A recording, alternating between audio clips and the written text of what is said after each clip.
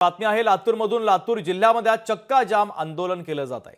सर्वपक्षीय नेते एकत्र येत चक्का जाम आंदोलन करतायत। सरपंच देशमुख हत्या प्रकरण आणि परभणी घटनेच्या निषेधार्थ चक्का जाम आंदोलन केलं जात आहे। तर दोषींना कठोर शिक्षा करावी अशी मागणी आंदोलक करणार आहे। महत्त्वाची आणि मोठी बातमी, लातूर जिल्ह्यामध्ये आज चक्का जाम आंदोलन केलं जात आहे।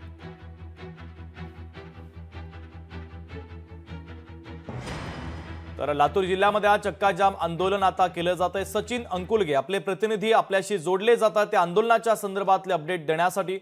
सचिन, लातूर जिल्ह्यामध्ये सर्वपक्षीयांच्या वतीने आज आंदोलन केलं जात आहे। सरपंच देशमुख हत्या प्रकरण आणि एकंदरीत परभणी घटनेच्या निषेधार्थ आता सर्वपक्षीय नेते जमण्यास सुरुवात झालेली आहे। नक्कीच शुभम, जर पाहायला गेलं तर लातूर जिल्ह्यामध्ये आज सर्वपक्षीय आणि सर्व समाज संघटनाकडून जो आहे तो चक्का जाम आंदोलनाचा या ठिकाणी हाक देण्यात आलेली आहे आणि चक्का जाम आंदोलनाला जे आहे ते या ठिकाणी सुरुवात झालेली आहे। आपण सध्या लातूर बीड महामार्गावरती या ठिकाणी आहोत। आपण पाहू शकता की या ठिकाणी मोठ्या प्रमाणामध्ये जे आहेत ते आंदोलक जे आहेत ते रस्त्यावरती या ठिकाणी उतरलेले आपल्याला पाहायला मिळत आहेत आणि या ठिकाणी दोन्ही बाजूंनी जर पाहायला गेलं तर वाहनांच्या मोठमोठ्या लांब रांगा या ठिकाणी लागलेल्या आहेत आणि आंदोलक जे आहेत ते या ठिकाणी आक्रमक झालेले आपल्याला या ठिकाणी पाहायला मिळत आहेत। आणि बीड प्रकरणातील सरपंच संतोष देशमुख जे आहेत त्यांच्या हत्येच्या मारेकऱ्यांना जी अटक करा आणि तात्काळ हा खटला जो आहे तो फास्ट ट्रॅक कोर्टामध्ये चालवा अशी मागणी या ठिकाणी केली जाते आहे। आपल्यासोबत आता या ठिकाणी काही आंदोलक आहेत, आपण त्यांच्याकडनं जाणून घेऊयात की त्यांच्या काय मागण्या आहेत। काय काय सांगाल, आपल्या काय मागण्या आहेत आणि आज काय आपण करताय? आता या प्रकरणामध्ये संतोष देशमुख यांना न्याय मिळावा यासाठी सतत रेणापूर तालुका झगडत आहे।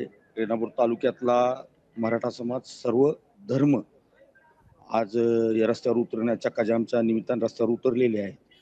त्यासाठी शासनाला आपल्या मार्फत एक विनंती आहे की लवकरात लवकर वाल्मिक कराड या प्रकरणातला जो मास्टर माइंड आहे, जो कोणी हाका आहे वाल्मिक कराड, या वाल्मिक कराडवर लवकरात लवकर 302 चा गुन्हा दाखल करावा आणि धनंजय मुंडे साहेबांनी लवकरात लवकर राजीनामा द्यावा।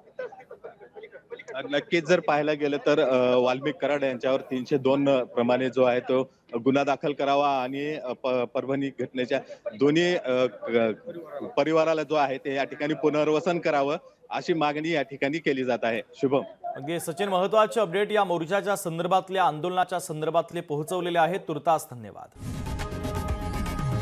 लोकशाही मराठी ऐका, पहा, जागरूक रहा।